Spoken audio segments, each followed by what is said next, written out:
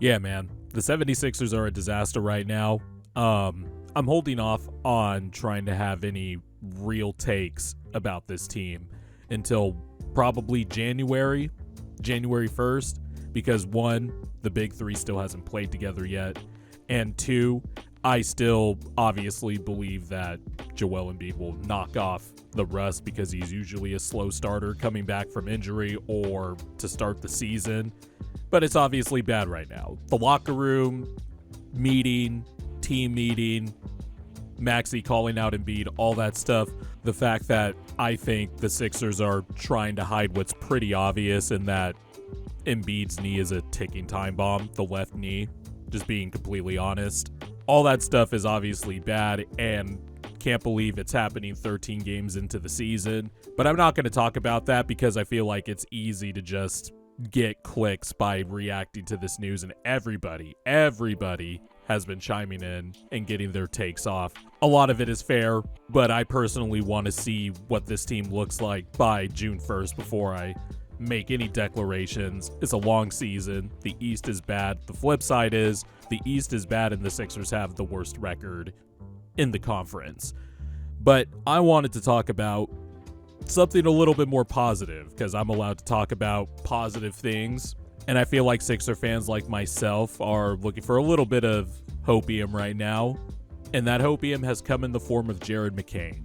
And it honestly says a lot about this season that we are at this point, and that is actually the case, where Jared McCain has flat out been the Sixers' best player over the last, let's see here, the last 6 games. But that's where we are at right now. But Jared McCain has been awesome, and I was wrong on Jared McCain. I don't think I have done a 180 faster on a player. Not that I didn't think he was going to be a bad player or anything like that. And this was kind of, well, I was wrong on Trae Young too, but anytime, I guess it's not even a small guards thing with me. It's the guards that are coming up now that have grown up in the Stephen Curry era, and people have been trying to emulate him. Steph Curry's been in the league for a long time now, and there's a lot of people inspired by Steph Curry, a lot of players inspired by Steph Curry. And I always just am weary of the smaller type guards that have that type of game, because the simple fact is there's no other Steph Curry, right? But in Summer League, he was clearly a high IQ player, but I just thought his limitations, size-wise, athletic-wise, just doesn't have a plus wingspan, anything like that. I was concerned about how he was going to get shots off, and was he strictly just going to be an off-ball type of player, but clearly I was wrong.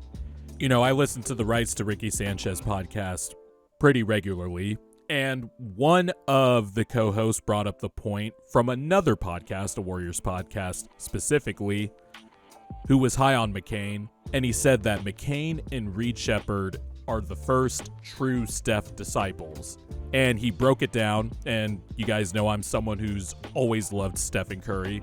He brought up the point that a lot of guys that try to emulate Steph's game emulates the flashy stuff, the handle, the shooting off the dribble, getting to the rack with the floater with touch, you know, the on-ball stuff. But there are a lot more nuances to Steph's game that makes him one of the best players of all time. It's the off-ball movement. He's one of the best off-ball superstars ever. He does the little things off the ball, setting screens, the footwork, the relocation, how to get off the quick release off the catch.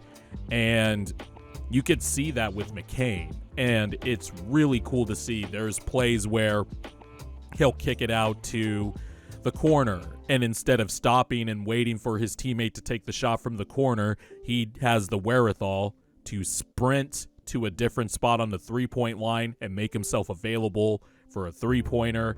It's the relocating when a teammate is in trouble, driving to the basket, and he sprints from one side of the wing to the other.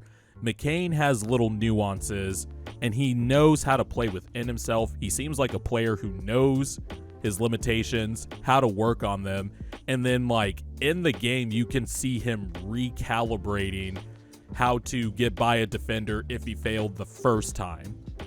There's plays where he has Scored on Jonathan Isaac, scored on Jalen Suggs, scored on Isaac Okoro, Grant Williams. He's scoring over legitimate NBA defenders, not by blowing by them, but by getting really low to the ground. Footwork, scoop shots. McCain likes to take a bunch of different looking scoop shots, teardrops, anything to get the shot off quicker because he is smaller. When he catches the ball at the three-point line, he is already set and ready to shoot. The form looks compact, fundamental, sound. He knows how to get it off quick. He elevates high. It's just a guy that really knows how to play basketball. And he has just been a bright spot, averaging 25 points per game, 4 assists, 2.5 rebounds, 48% shooting, and just over 44% from 3 on 10 attempts per game in the 6 games that Tyrese Maxey has been out. McCain has started the last 3 games, and Nick Nurse would be a fool to take him out of the starting lineup. He needs to play with Maxey and McCain. 1, you got to try something. The team is 2-11 at this point. But 2, McCain's skill set, not only handling, by the way, I forgot to mention, he has shown at least that he can handle, run an offense. The Cleveland game was a great example without George and Embiid. Started that game, had 34 and 10 against a really, really good Cleveland Cavaliers team and defense, an elite defense. Hitting threes off the dribble, pull-up threes. He's clearly confident in transition, taking threes. This guy is just very sure of himself, knows how to get his shot off, and with that type of skill set, it would just be great to have that in the starting lineup off of Maxey, George, and Embiid. And I know there's concern, and I do have concerns about starting those two in the backcourt together because they are 2 small guards. But at the end of the day, you got to put your 5 best players out on the floor. And you can find ways to work around it.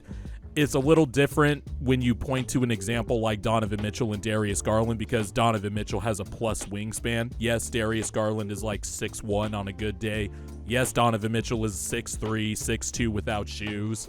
They are different types of athletic compared to Maxey and McCain, but these two are very skilled guards. You can build an infrastructure around them where theoretically, at least defensively, they can cover up some things. I guess the one fine thing about the Sixers this year is that they're 16th in defensive rating. Their offense has been booty butt cheeks. That's just, there's no 2 ways about that. It's been complete ass, right? But there's a lot of factors that go into that. I don't think they're going to be at the bottom of the league in offensive rating forever, but you got to have McCain in the starting lineup. He has been the lone bright spot on the Sixers, and it's going to be one of those things like with Tyrese Maxey where I just keep underestimating just how good he can be because he's already been better than Maxey his rookie year, like peak-wise, because Maxey never had a stretch of games where he averaged 25 on nearly 50, 40, 90. By the way, McCain has not missed a free throw. This guy is a legit shooter, and I actually can't wait to see these two in the backcourt together because they have different styles, but I feel like it meshes well. Like McCain is the off-ball savant, can relocate anywhere. Maxey is kind of like the Thunder with his speed. He could get to the rim. McCain is the more slower, methodical, change of pace, doesn't get sped up. And Maxey can operate well off the ball too because he's an elite shooter, though he has not shown it so far this year. He's had 2 seasons where he shot 40% from 3, 40+%, and then last season he shot 37% from 3 as he was taking on more offensive responsibility. So I actually think offensively this could work, clearly, but the problem will be defensively, who's going to be that 5th starter. But McCain has been the lone bright spot in what has been a very disastrous start, a very Sixers start, by the way. Very funny how I still believe this is the best offseason the Sixers have had, probably in the last 15 years. I've been a fan for a long time, 33. This is definitely the best offseason the Sixers have had in my lifetime. And then you open up the season like this, and it sucks. The team sucks. Right now, everybody else sucks. But the one person who does not suck right now, well, Gershon Yabusele has been awesome for the Sixers. I do want to say that. That was a nice minimum signing that was hit out the park. But the lone true bright spot where you can point to at least a transition into the next era, because I don't think Embiid's going to be traded or anything in the next 2 years, and I don't think they should do that. But the one lone bright spot has been Jared McCain. Honestly, this emergence probably doesn't happen without the bad start to the season, with all the injuries, Embiid missing the first 9 games, Paul George missing time to open the season because of a knee injury. Now Maxey has been out for a little bit with his hamstring injury. Hopefully he comes back tonight. I'm recording this before the Memphis Grizzlies game. But without any of that, we probably don't get the emergence of McCain proving to not only be a rotation player, like a stone cold rotation player, but honestly should be the starter. No more Kyle Lowry. I think Kyle Lowry's fine in a 10 to 15 minute role, but whenever he has to play more than 20 minutes, his legs are cooked. McCain should be starting.